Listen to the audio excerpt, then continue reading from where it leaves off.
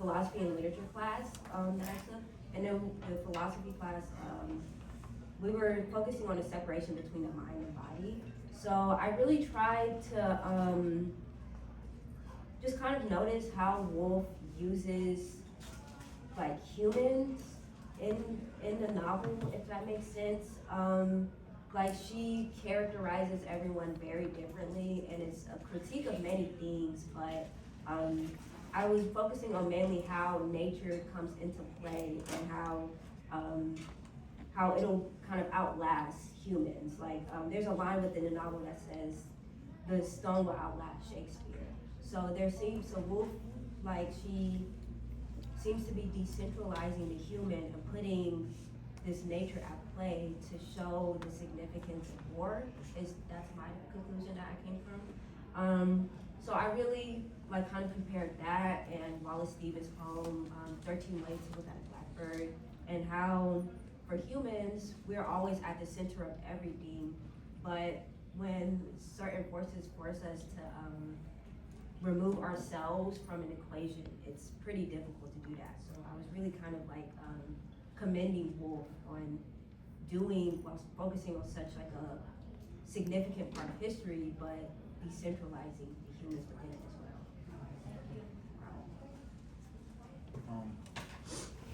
Thanks for a really, really rich talk.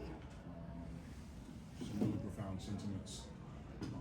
Time and space, time in general is like, the question of yourself, where do I sit in relation to the sun, moon, and stars? And the different calendars are the answer to that question. The different ticks on our watches are basically a sundial. And I was just wondering if Virginia Woolf dealt with any like astronomical, astrological, or solar or lunar stellar symbolisms in the text you dealt with, and how you read that. So I like to think that we're all experiencing time. It doesn't happen to us, it happens through us. So within this novel, it's like Wolf uses a stream of consciousness technique, which is in literature, it's kind of like a grammatically incorrect way of storytelling. So it's a lot of run-on sentences, lots of like misplaced semicolons and commas. And I really think of like the commas as a way of both illustrating kind of the stoppage of time. So I think that the story, it flows it's very choppy, kind of like you have to pay attention to what's going on. But if you put yourself like within the character, it's happening.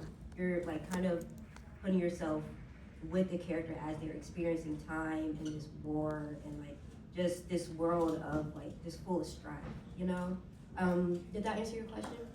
Well, to an extent, the use of punctuation to arbitrate the time and space in the novel's context is a wonderful insight. Thank you. Sorry, could you repeat that? I said how you said the commas, the use of punctuation to arbitrate the time and space in the novel context is a great insight. Thank you. Okay, no problem. Do you think in the story, the way that she's telling the story with these families, the way that she's telling it from the beginning, the middle to the end, and how the war, before they were these great families, this is what happened, but she takes you through time and shows you just how despairing this war is and what was actually happening to a lot of families. We get to see the glitz and the gold if you go back and read novels of before the war, but we never see that pretty much what happened to these families, how they were destroyed after the war. And they really truly were. So it's kind of like she takes you through that whole gamut and gives you very, very bright descriptions of what they were going through and how nature has rained down and the war has rained down on them. Yeah, definitely. I wish I had like I could show you guys, but she has like a whole block of text, and then in like brackets it'll be, yeah, and one of the main characters died. And then she'll keep going on. So she's really just kind of showing